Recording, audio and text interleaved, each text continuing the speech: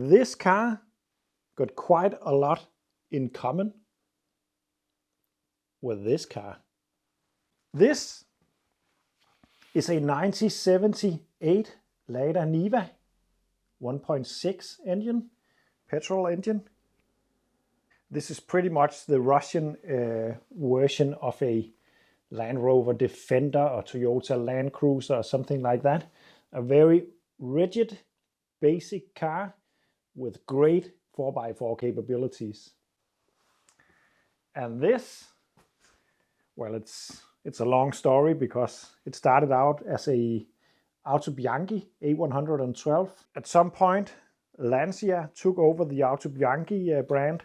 So this is actually a Lancia. The Lancia and the Auto Bianchi worked very closely together with Fiat, and this is very closely related to the Fiat 127. A lot of the running gear and the engine is the same. And you can even find Fiat stamped into the engine block on this car.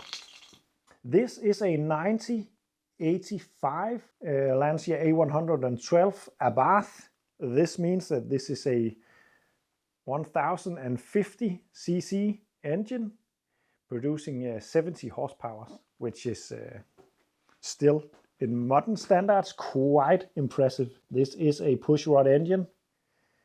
It's very basic in its engine setup, but it's still producing quite a lot of power. This also means that this shoebox of a car returns around 12 kilometers per liter of fuel. It's not a cheap car to run about, but it's an extremely fun car. This is a 1.6 delivering 75 horsepower, I think. So 1.6, 75, 1.0 pretty much, and 70 horsepower. So there's a difference there. But they share a lot. And this is because Fiat and the Soviet Union did share quite a lot of knowledge and parts together. Back in the middle of the 60s, the Soviet Union actually struck a deal with Fiat, and Fiat made a big investment in Lada primarily. That means that a lot of stuff from old Fiats are also represented in Ladas, and some cars are actually completely identical when you look at body parts and so on. But there are differences. They are not just rebadged Fiat Ladas, not at all, and you cannot get a Fiat Niva, for instance. You can get a Fiat Panda 4x4, but they are not related.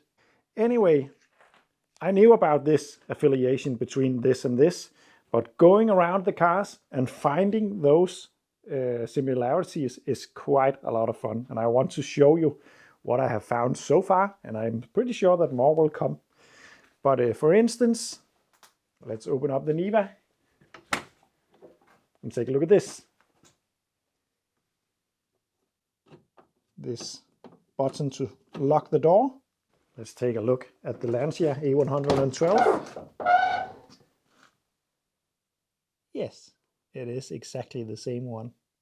Next up, let's climb into the A112, and here we have the handbrake. Take a look at that one. And then we're inside the Lada Niva and take a look at the handbrake on this one.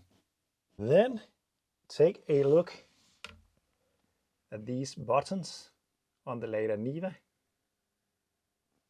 Take a look at these buttons on the Lancia A112. And then while in the A112, take a look at the pedals. And in the Lada Niva, yes, they are also the same. Then let's take a look at these, the stalks for the indicator and the high beam and the windscreen wipers. And to apply long beam, you put it down like this. In the A112, they are slightly more black still, but they are completely the same. And then let's take a look in the engine bay of the Niva. And let's do the same on the Lancia. And then we have something like the cap for the coolant reservoir. It's not the same on the A112 because this one is made of plastic, but it is going to fit just fine on it anyway. So it's just because of design changes, or maybe this one is a unoriginal one and this one is original, or maybe, yeah, either way it's the same. And also the rotor inside of there is pretty much the same as the A112. And I'm sure that there are more stuff on this car that is interchangeable with that one, and that's quite fun. But I think this is all that I have found so far on these two cars. But it's quite interesting. For many, it most likely comes as no surprise, but it's just so fun to think that a Italian little sports car got so much in common with a crude Russian 4x4.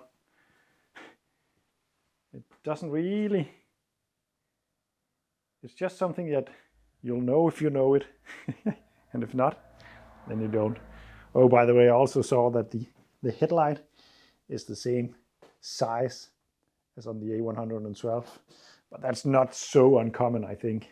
So this was just a small video showing you the similarities that I found between these two cars.